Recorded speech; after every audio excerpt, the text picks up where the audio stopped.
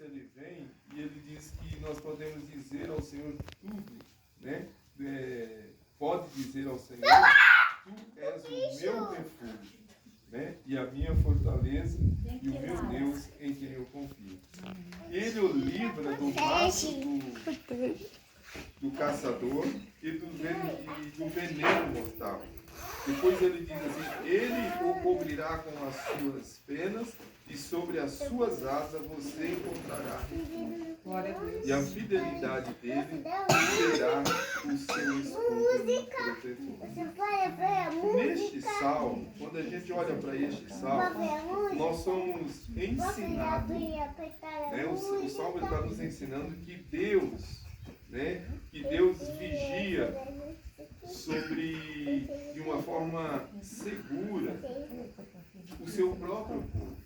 Por isso que o salmista ele se apresenta diante de Deus, buscando essa bondade e essa misericórdia do Senhor.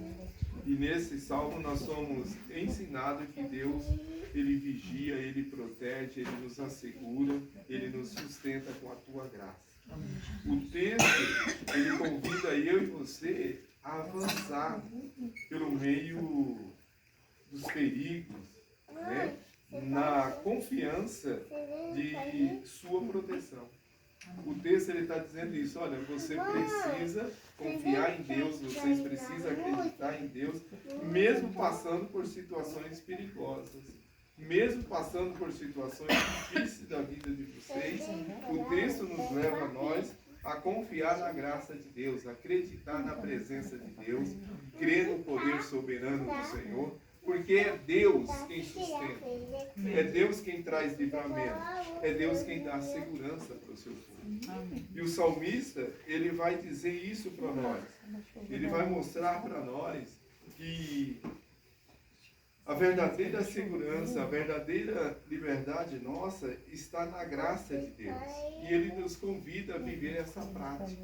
Ele convida nós a praticar este momento de confiança, de segurança, né, de convicção da graça de Deus. Ele está nos convidando a isso, né?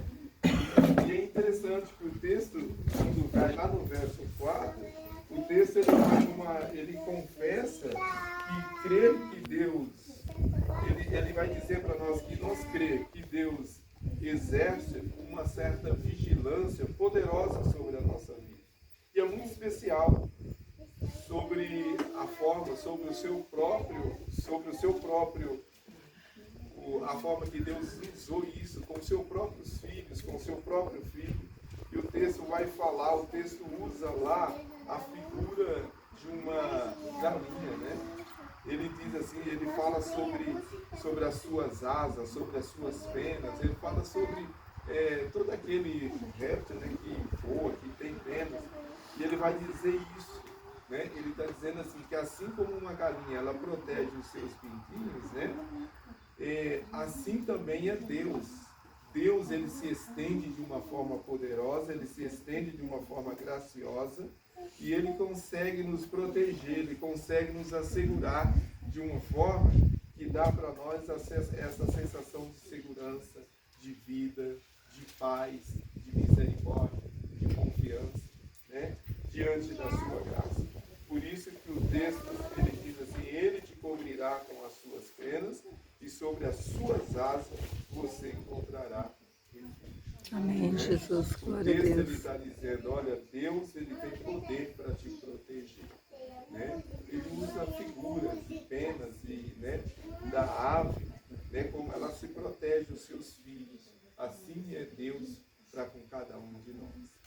Deus tem a sua forma de nos trazer segurança, de nos trazer a proteção. O texto ele está nos encorajando a confiar mais na graça de Deus, acreditar mais no poder soberano do Senhor. O texto ele está nos desafiando nós a esperar mais em Deus, né? A compartilhar mais a nossa fé, a nossa convicção, a nossa esperança, a nossa motivação na presença soberana do nosso Deus. Por isso que o verso 5 diz assim, vocês não temerá o pavor da noite, nem flechas que voam de né? Ele diz, não terá medo do terror noturno, né? No escuro. O salmista ele continua nos ensinando sobre a verdade para a qual nós acabamos de falar, né? Neste momento. Ele está nos dizendo sobre a proteção, sobre este momento de atenção de Deus sobre a vida dos seus filhos, sobre a vida do seu povo, sobre a nossa nação. Né? Por isso que ele diz, vocês não precisam temer. Né? O texto ele está dizendo, ele está desafiando nós, vocês precisam acreditar, vocês precisam confiar, vocês precisam esperar mais na presença do Senhor. Amém, Jesus. Né? O momento da oração é o momento que nós nos aproximamos da graça de Deus e vamos professar diante do Senhor aquilo que nós necessitamos, aquilo que nós esperamos que aconteça no nosso dia a dia. E diante dessa confiança, diante dessa certeza, diante dessa proteção divina, nós vamos, neste momento, orar, nós vamos falar com Deus, nós vamos expressar os nossos sentimentos diante da graça divina do Senhor. Porque é Deus quem traz segurança para nós. É Deus quem dá equilíbrio para a nossa vida. Né? Às vezes a gente espera muito, a gente confia muito no poder do dia a dia, no nosso trabalho, né? Na nossa capacidade humana. Mas o texto bíblico ele vai levando nós a entender que nós somos totalmente dependentes da graça. Glória a Deus, aleluia, Jesus. Né? A gente pode ter o que ter, mas se não ter Deus, a gente não vai ter nada. Né? A gente não tem nada. Mas se a gente tem a graça de Deus, você pode ter tudo o que você tem, mas você ainda tem muito mais, porque você tem a segurança de Deus, você tem a proteção de Deus, você tem a administração do Senhor. Amém. Isso é muito importante para cada um de nós lembrar dessa graça divina, lembrar desse cuidado de Deus para com as nossas vidas. E a gente precisa estar sempre atento sobre essa segurança. Né?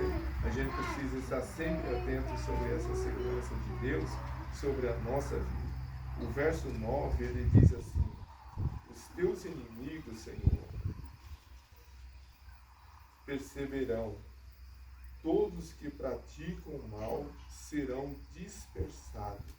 Tu, porém, me tornará forte como um boi selvagem. Amém, O Jesus. salmista, ele leva a Deus, ele leva essa confiança diante de Deus. Né?